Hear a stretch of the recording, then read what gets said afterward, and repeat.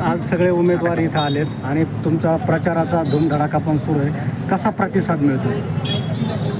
आत्ताच नगरसेवक गोकुळ मलके, कल्याण पाटील नाना, रामदास भाऊ हार्डे यांनी सांगितलेलं आहे. प्रतिसाद इथं काय मिळतो याच्यापेक्षा महाराष्ट्रात भारतीय जनता पार्टीला प्रतिसाद कसा मिळाला हा आपण सगळ्यांनी पाहिलेला आहे. एक नंबरचा पक्ष पंचायत नगरपालिका असेल, नगर परिषद असेल, या महाराष्ट्र राज्यामध्ये एक नंबरवर भारतीय जनता पार्टीचे उमेदवार निवडून आले आणि एक नंबरचा पक्ष म्हणून भारतीय जनता पार्टी ह्या ठिकाणी ठरलेला आहे. कोणते मुद्दे घेऊन तुम्ही निवडणुकीला सामोरे जाताय? मुद्दा एकच आहे, हिंदुत्वाचा मुद्दा आहे. आपली जी लढाई आहे भारतीय जनता पार्टीची, ही MIMची लढाई आहे. आपल्या विरोधामध्ये कोणतेही पक्ष नसून आपल्या विरोधात फक्त MIM आहे.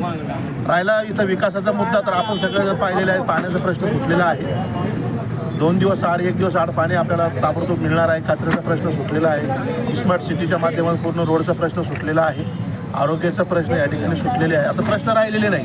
म्हणून मतदाराच्या डोक्यामध्ये एकच आहे का दिल्लीमध्ये भारतीय जनता पार्टी, महाराष्ट्रामध्ये भारतीय जनता पार्टी आणि छत्रपती संभाजीनगरचा महापौर भारतीय जनता पार्टीचा असले पाहिजे, की लोकांनी ठाम निर्णय घेतलेला आहे. माजी विरोधी पक्षनेता अंबादास दानवे यांनी असा आरोप केला आहे की 2740 कोटीची जलवाहिनीचा प्रकल्प हा भाजपमुळे रखडला. नेमकं भाजपला हा आरोप मान्य आहे का? अजिबात नाही. ते कशामुळे रखडला होता मध्यंतरीच्या काळात? नाही, आता मध्ये जो करोना आला आणि करोनामध्ये कोण मुख्यमंत्री होतं? काम करता आलं नाही हा एक प्रश्न आहे. आणि ही योजना खऱ्या अर्थानं कोणी, आता अंबादास दानवे साहेबाला तुम्ही विचारलं पाहिजे कोणामुळे रखडलेली आहे. आता कारण ते रूम, आम्ही रोडवरचे कार्यकर्ते, आम्ही रोडवरचीच भाषा सांगू शकतो. त्यांना माहिती रूममध्ये भाषा कोणती चालते, त्यांना माहिती कोणती त्याची कशामुळे रखडलेली आहे. गोकुळ मलके साहेब हे पण दावेदार होते, त्यांची नाराजी दूर झाली का? नाही, कल्याण नाना गायकवाड आणि गोकुळ मलके हे दोघंही दावेदार होते.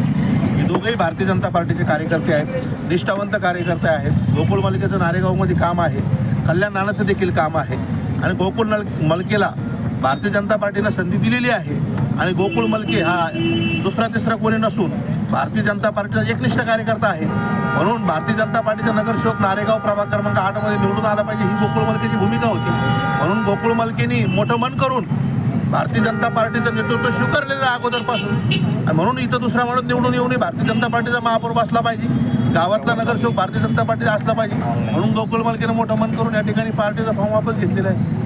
काय आव्हान करणार मतदाराला आव्हान करण्याची आता गरज राहिलेली नाही आहे. मतदाराचे आता कल्याण नाना जसं सांगितलं की ह्या प्रभागामध्ये आपण जर पाहिलं तर 4ही उमेदवार आणि गोकुळ मलकेचा आशीर्वाद तर या ठिकाणी मिळालाच. या प्रभागामध्ये सगळ्याची ताकद आहे, प्रत्येक वॉर्डामध्ये काम झालेलं आहे. आता आपण जर पाहिले बाकीच्या पक्षाचे उमेदवार तर हे आयात केलेले, प्रभागाच्या बाहेरून आयात केलेले उमेदवार आहे. प्रभागाच्या बाहेरून आयात केलेले उमेदवार आहे. आणि मतदार मायबाप जनता ही सुज्ञान झालेली आहे.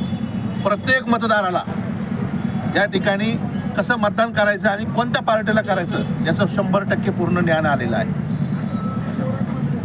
8मध्ये आम्ही डोर टू डोर फिरत असताना जाधववाडी, सूर्यवाडी या परिसरामध्ये अत्यंत चांगला उत्साह या ठिकाणी होतो आहे.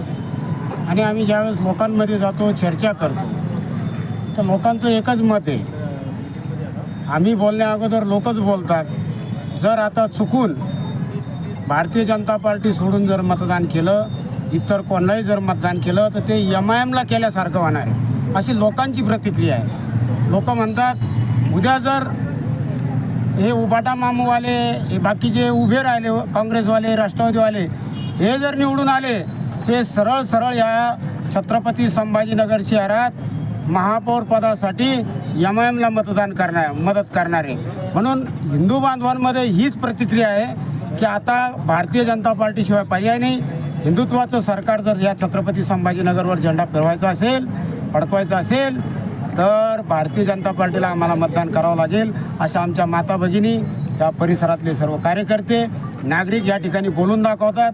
म्हणून या ठिकाणी हिंदुत्व वाचायचं असेल, MIMला जर या महानगरपालिकेच्या सत्तेत येऊ द्यायचं नसेल, तर सर्वांनी मी आव्हान करतो नागरिकांना, मतदारांना, माता भगिनींना, तरुणांना, जर MIMला या महानगरपालिकेत येऊ द्यायचं नसेल तर सरळ सरळ भारतीय जनता पार्टी या हिंदुत्ववादी पक्षाला मतदान करावं, असं आव्हान आम्ही सुद्धा या ठिकाणी नागरिकांना करतो.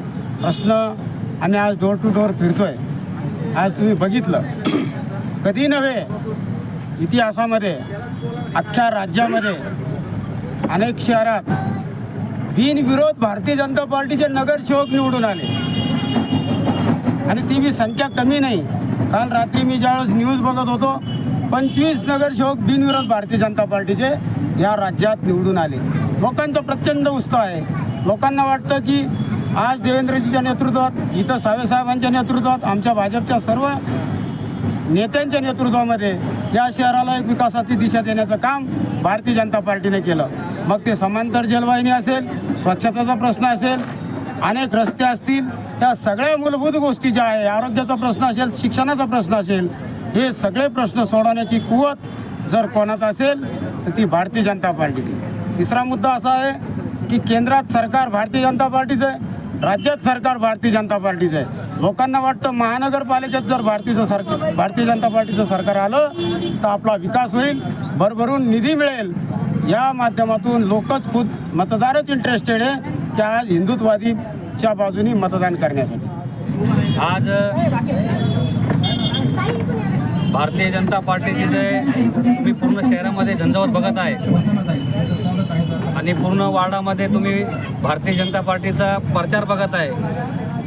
नेते मंडळी प्रचार करत नाही, इच्छुक उमेदवारी प्रचार करत नाही, जे उमेदवार आहेत तेही प्रचार करत, नागरिक स्वतःहून प्रचार करत आहे भारतीय जनता पार्टीचा.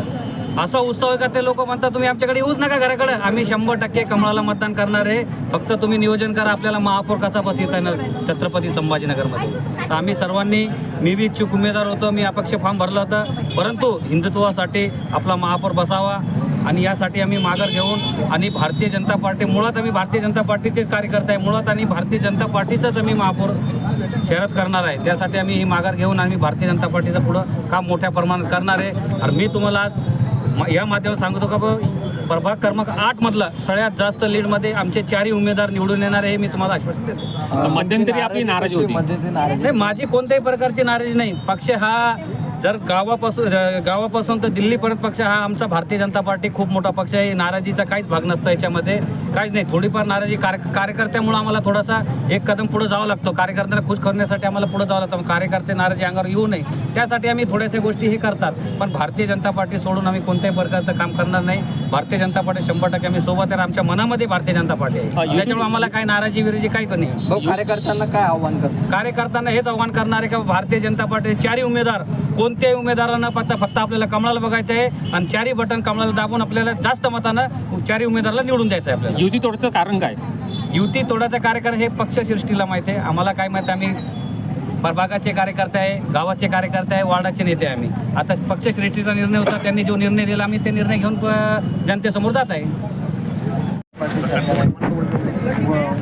केंद्रात भारतीय जनता पार्टीची सरकार चांगलं काम करू लागली, राज्यातही चांगलं काम करू लागली आणि आता संभाजीनगरमध्ये आम्ही विकासाला प्राधान्य दिलेलं आहे आणि तिथं चांगल्या पद्धतीने विकास होत आहे आणि झालेलं आहे. आता जे मुद्दे शिल्लक आहे, आता इथं गुंठेवारीचा विषय आहे, तर हे मुद्दे आम्ही पुढं चालून मांडणार आणि सोडवण्याचा पूर्ण प्रयत्न.